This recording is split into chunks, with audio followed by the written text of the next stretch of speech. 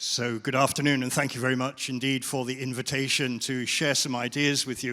And that's very much what I want to do. I want to think about some of the resources that we have used in some of our schools to share those with you, and then you will make a decision about whether those are relevant to the situation in which you find yourselves. I don't know what you make of this idea of hope. We've heard several speakers talk about faith, hope, and love. And it always seems to me that talking about faith is relatively straightforward. Talking about love is relatively straightforward. But what on earth do you do with hope?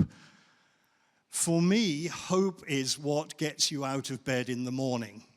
And I want to start off by going at it the other way round and ask, well, what really doesn't get you out of bed in the morning? What leaves you in a state where your mind is like this? And if this is true of adults, it's also true for children. Just a few statistics, and these are just taken from the Children's Society. 1 in 6 children aged 5 to 16 is likely to have a mental health problem. That's something like 50% up on 10 years ago. This is in the UK. 17 to 20-year-old women are most at the risk of developing mental health issues. Women in that age group, 1 in 5 have either self-harmed or attempted self-harm. 1 in 5. I mean, these are extraordinary statistics. 52% of 17 to 23-year-olds have experienced a mental health problem in the last 5 years. 34% who apply for treatment get rejected for treatment. We simply don't have the resources. 55% of 16 to 12 to 25-year-olds themselves have referred them to their GP for mental health issues. It's really quite a frightening picture when you see those sorts of statistics. So what is it that is doing this to our young people and to our young adults? I spent a little while just trawling through various reports, and it seems to me that this is the sort of thing that the reports are saying. The 24-hour news cycle, the way in which catastrophe, disaster, bad things are constantly being reported to us, not once a day, but all the time, every moment of the day. Social media. False news. What's false? What is true? How do we make the distinction? The fact that parents of young people today are of the millennial generation, and we'll see from some research later on that that in itself means there's been a huge shift in attitudes, values, and approaches from what went before that. Not necessarily for the worse, but we often don't acknowledge that the whole mindset of millennials is very different from the mindset of their children and is different to the grandparents. That's often simply not taken into account. The amount of sexualized online content. Socioeconomic divergence. We've also all got richer and healthier, and society is a much safer place than it used to be. If you look at the crime statistics, crime has dropped. We're moving forward, but the gap between those at the top of the tree and those at the bottom of the tree has certainly widened enormously, and especially in Scotland. The impact of COVID, we're still only just recognizing what that is. I work with somebody and he has 4 children. 2 of the children were before school age during COVID, and the problems that they have faced are quite extraordinary. And I think, again, we haven't quite realized how much that is true. And the value of schooling. If you simply look at the statistics of the number of children who don't go to school now, it's quite extraordinary. It's miles away from what it was 10 years ago. So the value that parents, families actually put on schooling itself is a big question mark. All of these things are negative things. I'm not saying they're everything, but these are just the ones that jumped out at me as I read through and prepared for this talk. This is quite an important piece of research commissioned by an organization called Youth for Christ. It's a little old now, it's 9 years old. But one of the things that they found out in interviewing Gen Z, so they did a big piece of statistical research, was they asked them about the influences on them in terms of faith or spirituality. And of the sample, 73% said their family was the most important determinant of what they believed, of their faith, if they had faith, of their spirituality. But look what comes second. Behind it comes teachers with, I can't quite read it, I think it says 36%.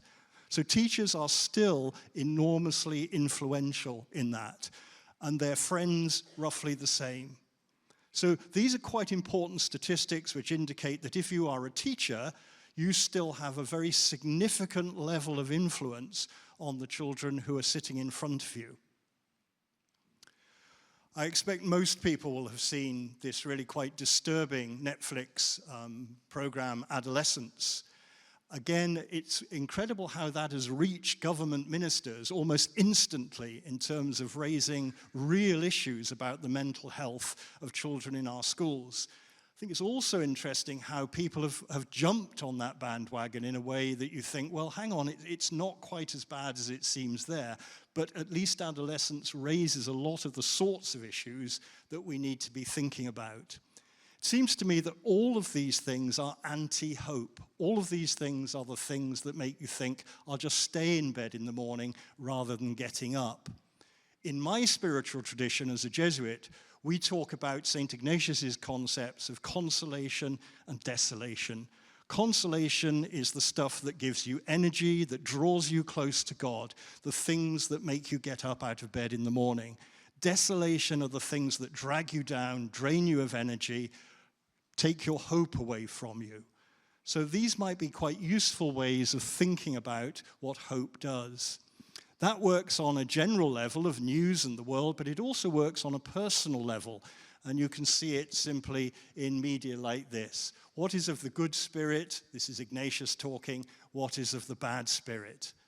All right, what leads me in the right direction that is good for me in the presence of God? What is the stuff that leads me away from God and away from my best self? Discerning the way that happens in my life is absolutely crucial to whether I have hope and faith and love or not. I don't know whether you have heard of the School of Positive Psychology. It's an important psychological school. If you want to know about it, the center of it is Penn State University in the States, Dr. Martin Seligman.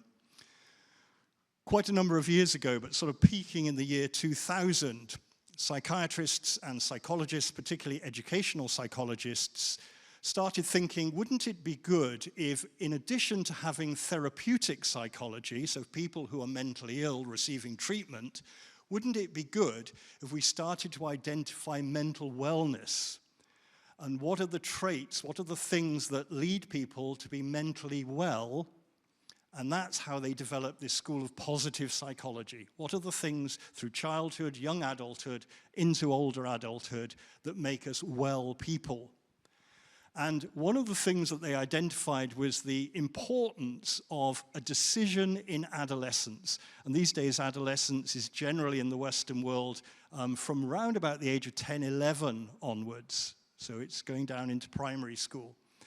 And what they said is that there are two tasks that adolescents have if they want to be well adults.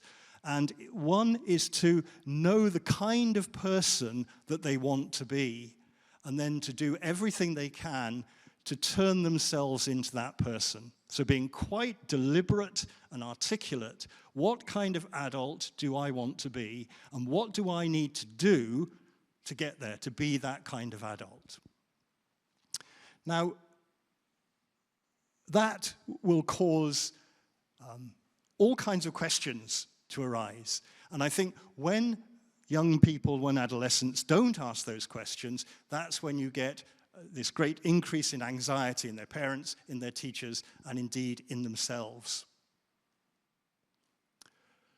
If we sum this up, the School of Positive Psychology talks about the adolescent crisis.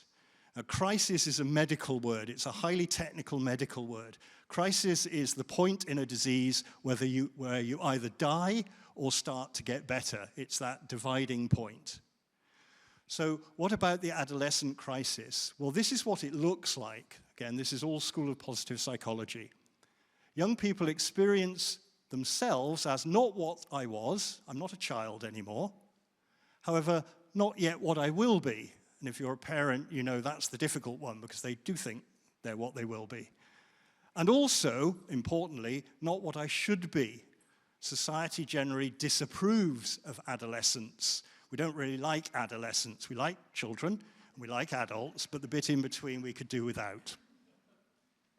Adolescence is a period of change. Not only is adolescence a period of change, it always has been, it was for me, but it's in a culture of massive change. That absolutely wasn't true when I was growing up. So you could have an adolescent crisis, but everything around you was pretty stable.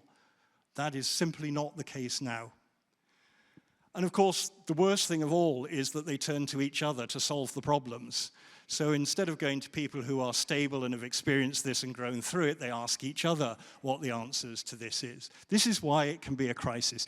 Incidentally, again, the research shows that the number of adolescents who actually have a crisis is about 20% in the UK.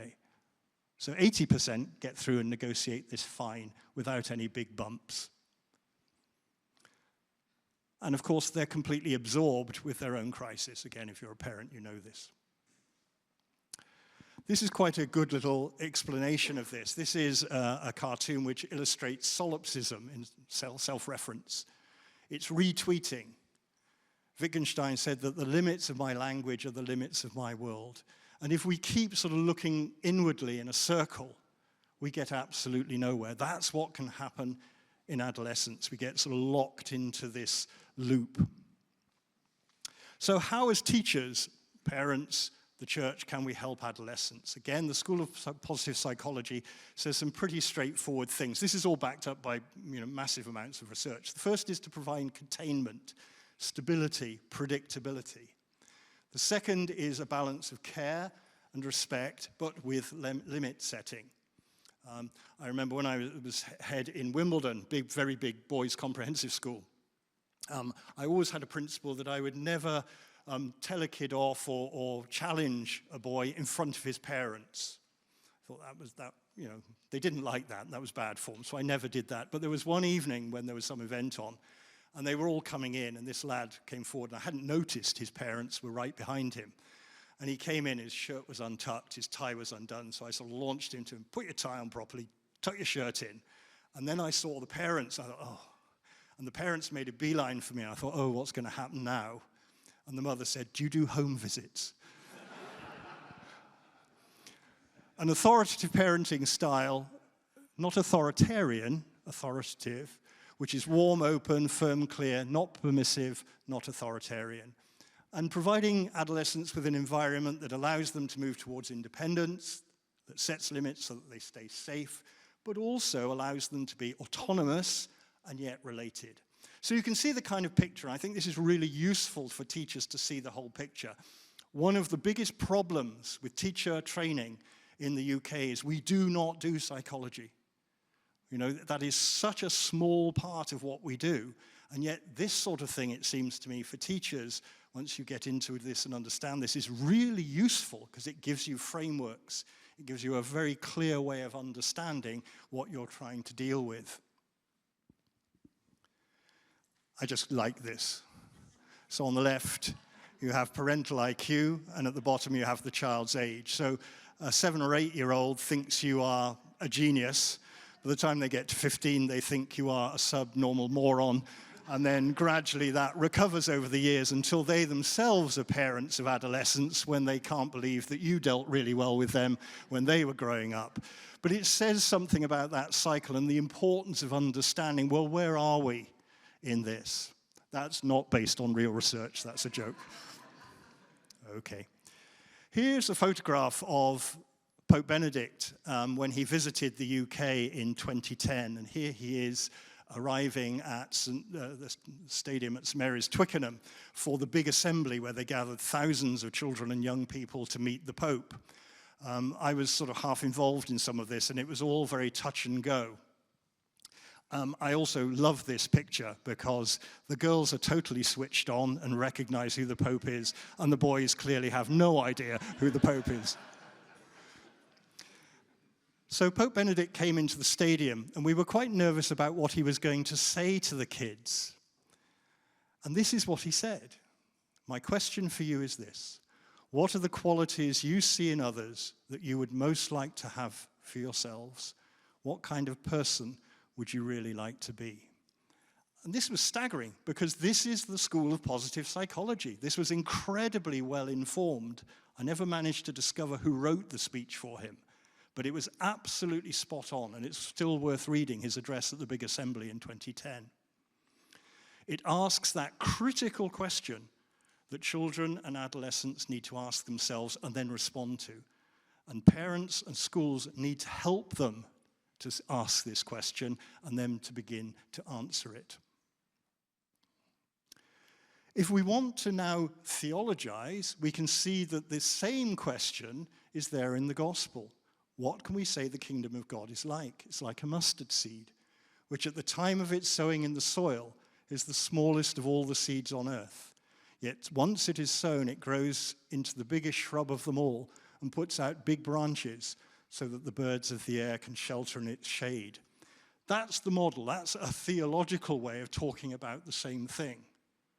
Recognizing that you're the seed and that you're going to grow into something bigger. Well, what kind of bigger thing do you want to be? What kind of tree are you going to be and are you going to grow into? Now, in the Jesuit schools, about 15 years ago, we started exploring all this and asking, how can we actually embed this into the schools? So this doesn't remain psychological theory, but actually we can embed it into the schools. And what we decided is that we needed to articulate really very clearly the sorts of values, the sort of person that you might aspire to be as you grow through a period of whatever it is, 15 years of education in our schools. And by working with the schools and with the kids and with the teachers and with parents, we came up with 8 pairs of virtues, a way of describing what we thought a good person with a Catholic education, in our case in the Jesuit tradition, would be like. And these were the virtues that we came up with. What lies behind this is a series of statements. So these statements were intended to be something for the whole journey through school, from preschool right through to 18. They were intended to focus on how you live well as the specifically educational project of learning. For us, they needed to be Christian, they needed to be Jesuit, but they also needed to be universal. If they didn't appeal to anyone, if they were exclusive, then we couldn't use them in a school. That they were for the adults as well as for the children, and that they would be a rich resource for the talking about what we are about as a school, which they subsequently became. We called this thing the Jesuit pupil profile. So this is a profile of what a pupil in a Jesuit school might look like. And these are the 8 statements. So 8 pairs of virtues. And I'm not going to go through all these. I'll just put them on the screen so you can have a quick look. But each of these pairs of virtues, and they're all pairs, very much come either from the Gospels or from the Ignatian Jesuit tradition in education. So they have very particular roots. You can point to any one of them and say, that's why that is there. It's there for a very specific reason. So the very first one, gratitude and generosity, and there's the opportunity to hear some of the pupils from St. Aloysius here doing the gratitude thing in the examen later in the day today. Those are the bookends of the spiritual exercises of St. Ignatius. So where he starts is with gratitude, and where he ends is with generosity. So I can tell you exactly, that's where that comes from. We could go through all of those. Other dioceses have taken this on. So for example, Birmingham Diocese, Hexham and Newcastle Diocese, Cardiff Diocese have all taken this on and tweaked it to suit themselves. Our school in Denmark also took it on, where it's a much, much more secular society. The number of Catholics in the school is 0.1% in our school in Copenhagen. So they had to make it appeal to a more secular audience. So they tweaked it as well. These are the other ones. As I say, we haven't got time to go through all those now. But what this was trying to do was to say something that was different from what the political culture says. This is Leeds University. This is a new multi-million-pound project. And this is what it's all about. Creating the building blocks, i.e. the students, for tomorrow's economy. Now, that's okay. We need building blocks for the economy. We can't have the economy collapse. But is that the goal? Is that your primary goal in your school? I doubt it. You would have other goals. But that's the political narrative. That's what it's all about in the Western world. So unless we come up with an alternative narrative and say, well, yes, education includes that, but that is not the number one and pretty much sole priority. There are other things to think about as well, like being grateful, like being generous, etc., etc., then we will lose the battle. We need to be highly articulate in all of this. In England, the Department for Education came up with a whole list of virtues that it wanted teachers to teach in school. And one of them, to my enormous amusement, was grit. I don't quite know what you make of that. Believe me, it's not in Aristotle, but grit was one of the key virtues. So, virtue theory takes us back to Aristotle. When I was teaching Aristotle in the Nicomachean Ethics at A-level, at the beginning of the year, you'd give the kids, the 16-year-olds, the book. And almost on the first page, it asked the question, what does it mean to be a good person? And 16-year-olds are actually quite interested in this. They want to know the answer. But of course, you then spend the entire year reading the whole of the Nicomachean Ethics, a heck of a lot of Greek, a heck of a lot of good ideas. And at the end of the book, you get to what Aristotle says the answer is. And he says, you know, the way in which you become good, a good person, is by being good. And the kids would all groan. We've spent a whole year of our lives, and that's the answer. Yep, put that in the A-level, you'll pass. It's this notion that Aristotle has that moral virtue comes about as a result of habit. What you habitually do, you become. We get the virtues by exercising them. Virtue is a state of character concerned with choice. The everyday choices that you make will gradually shape the kind of person you are. If you want to be a grateful person, then be grateful. Thank people for opening the door. Thank people for something they put in front of you. Constantly do this stuff. And that's the way we work in the Jesuit schools. We say, here are our 8 pairs of virtues. The way you become that kind of person is by exercising them. So let's commend that in the school's behavior system. Let's commend that in our awards. Let's recognize that those are the important things and not some others, like grit. You'll notice, as you've heard speakers say before, that 3 of these are different from the others: faith, hope, and love, because these take on a very special and different role in the Catholic tradition, and you've already had this in several of the presentations, that the human virtues, that's all of those other ones, are rooted in the theological virtues. Those 3 are known as the theological virtues. Why? Because they adapt our faculties for participation in the divine nature. This is really quite an extraordinary claim. What this is saying is, if you want to actually be part of God, participate in the divine nature, this is where it lies, in faith, hope, and love. It's quite explicit. These virtues, these 3, faith, hope, and love, dispose us to live in a relationship with nothing less than the Trinity. Why? Because these 3 virtues have the one and triune God as their origin, their motive, and their objective. This is really powerful stuff. And as Sister was saying, those of you who were here for her talk a moment ago, the Catechism has some really rich stuff on this. It's very well worth reading. Human virtues, then, are acquired by education in school. That's where, first and foremost, after the family, children will acquire virtue. The ways in which you teach them to be grateful or to be generous or whatever it is will have an effect.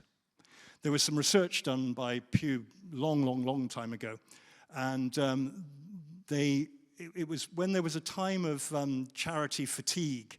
The people had stopped giving to charities. There were so many disasters that people were being asked to give money to that people were not giving money any longer. And there was a big piece of research into this. And they found that people who had been to Catholic schools carried on giving, and people who had not been to Catholic schools didn't. Now, why is that the case? Well, it's not because Catholics are better than people who have not been to Catholic. It's people who went to the school, by the way, not Catholics. That wasn't the point. The point was that every Catholic school you go to, you have skiaf or whatever it is, constantly doing this giving stuff. It's absolutely embedded in Catholic schools. You can't escape it, particularly in Catholic primary schools. Whereas that's not true in schools in generality. Schools do charity work, but not in the same intense way. And what the research showed was if you've picked it up by the age of 11, you carry on doing it for the rest of your life. If you haven't picked it up by then, that won't be something that's important to you. It also says, and we've again seen this quotation before, Dr. Rowlands used it earlier, hope is the theological virtue by which we desire the kingdom of God. That's quite an extraordinary claim. It's how we look to eternal life. It's how we become happy by placing our trust in Christ's promises.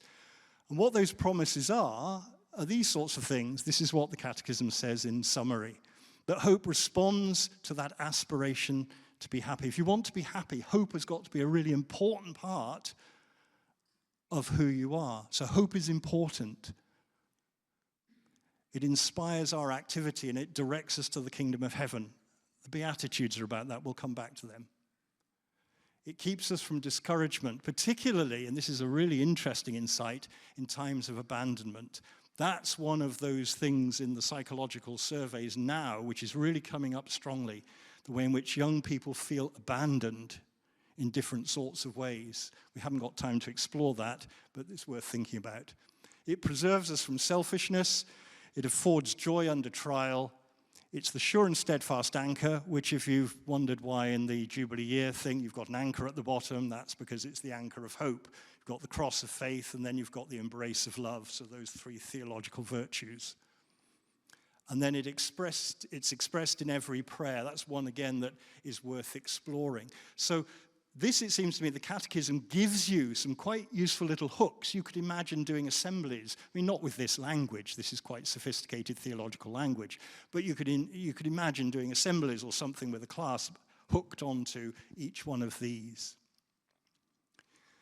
If you look at the Beatitudes, you know this very well. It focuses on those who mourn, the meek, those who hunger and thirst for righteousness, the merciful, the pure in heart, the peacemakers, etc. Not the building blocks of a strong economy. The Christian message is offering a fundamentally different vision as to what is important front and center. That's what we have to hang on to in our schools. Just over a year ago, the great German theologian Jürgen Moltmann died. And he wrote an important book called The Theology of Hope, published in 1963 in Germany, 1964 in English. And he talked about, and this incidentally, once he published this book, this changed the whole of the rest of his teaching career. So, over half a century after this book was published. And he talked about the need to reject what he called a theology of the eternal present, the way in which it's all about now, how I am now. It's the culture of celebrity. And he said, what we can't forget is the promise of Jesus Christ. It's all about having hope in tomorrow, in the future, so that as we walk forward, tomorrow is better than today, not today's the best it's going to be. It's the theology of eschatology if you're a theologian. So there's really some quite important work done here, which suggests that if you want to engender hope, it's always about promise. What is the promise? What is the hope against hope? What does that look like, and how do you articulate it? Otherwise, that's how it feels. I want to finish by talking about some more really important research, which I think can be just really helpful to teachers, to parents as well, but to teachers in particular. And this is research by Emmy Werner. It's one of the longest longitudinal studies that's really ever been done in any area. It began in 1955 with children who were born in 1955 on a Hawaiian island. And what Emmy Werner and her collaborators were asking was, let's look at how these children grow up. Let's look at all the influences of these children. And then as they go into adulthood, let's see which ones become addicts, which ones engage in criminal behavior, which ones have marriages that fall apart, which ones, all the kind of difficulties and challenges in adulthood, and see if there's a correlation between how they experience their childhood and their adolescence, and then what happens to them in important ways in adulthood. And there were really, really strong correlations. And what Emmy Werner referred to these as self-writing traits or resilience. So I know in education, resilience comes around regularly, and we talk about resilience. This is where it comes from. This is the research in which it originates. And what she said is that there are essentially 5 self-writing traits. So self-writing means like a rubber duck in the bath. You know, if you push the rubber duck under the water, it bobs up and it sits up the right way again. So what's the stuff in childhood that gives you the resilience in adulthood if you're pushed under the water by the breakup of a relationship or getting into trouble with the law or becoming addicted to something? What is the resilience that allows you to bob up the right way again? She said, this is it.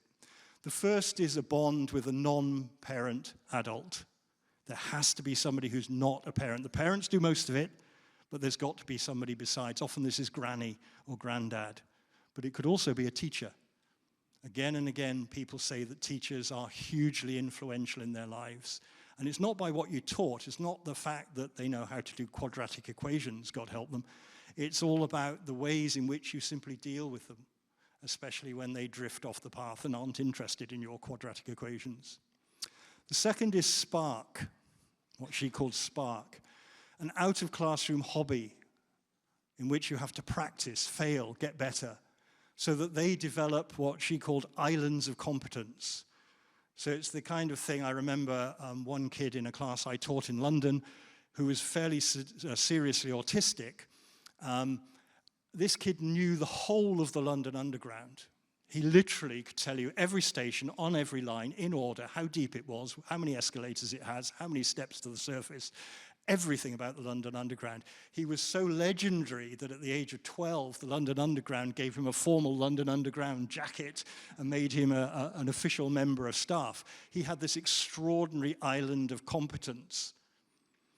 But what Emmy Werner is saying, that every child needs a spark, something that makes them different, that they are an expert in.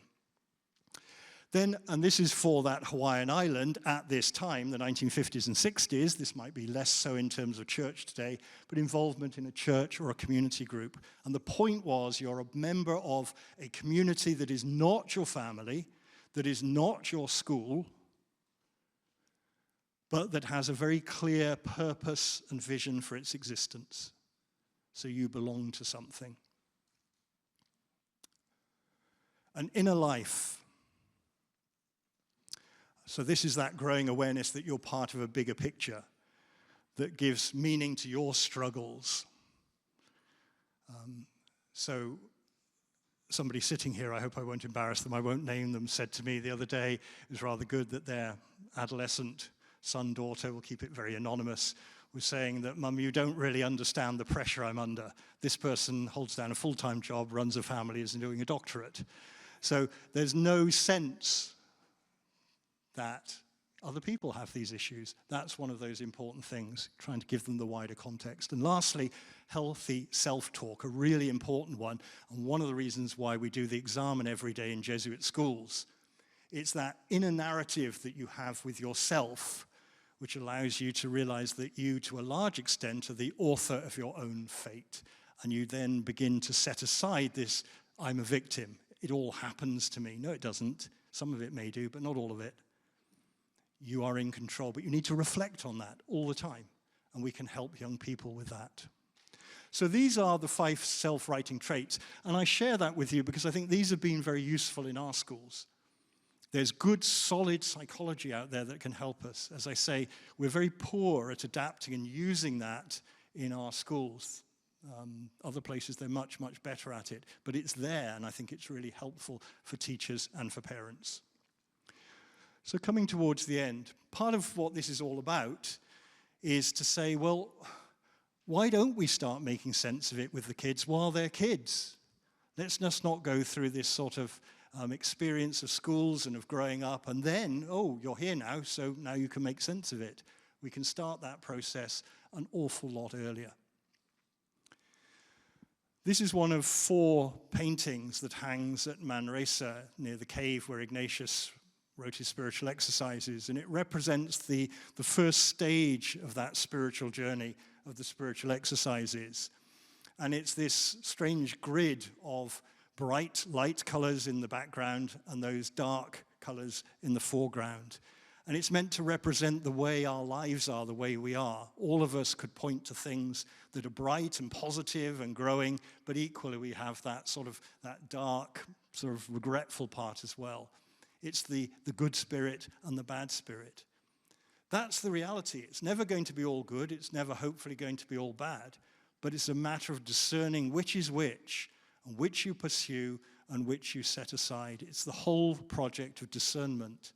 It's the whole idea that lies behind synodality in the church, that we trust the experience of people of God, that they have had of God, and then we teach people how to discern where God is active and present in their lives, such that we say then, follow those paths where God is present, and then leave behind the paths that lead to damage.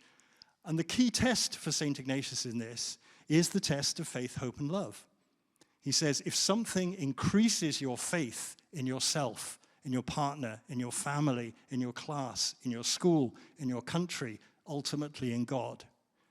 If it increases your hope, you spring out of bed in the morning because it's worth getting out of bed. And if it increases your love, the love that you have for those around you, then it's probably of God. If it does the opposite, then it's probably the bad spirit working. So reject one and accept and grow the other. This is Parker Palmer, who writes a lot on the ministry of teaching. And I think this is one of those little quotations that is really, really powerful. As I teach, I project the condition of my soul onto my students. There's a bit of this that I find absolutely terrifying, if that's true. My subject, our way of being together, the community of the classroom or the community of the school.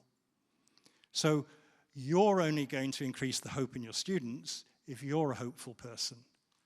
And how do you be a hopeful person? Well, if you go along with Aristotle, and Thomas Aquinas then takes Aristotle and plants that firmly into the tradition of the Catholic Church, you become hopeful by simply being hopeful. So understanding what it is, practicing it, using these extremely well documented and researched psychological methods, I think can lead us all in that sort of direction.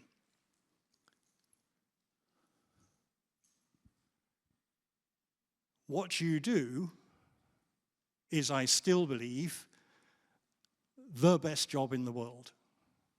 Who is going to transform the world? It's not politicians. It's not celebrities.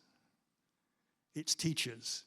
What happens in schools equips the next generation who will then transform the world. That, it seems to me, is why it's worthwhile. Thank you very much.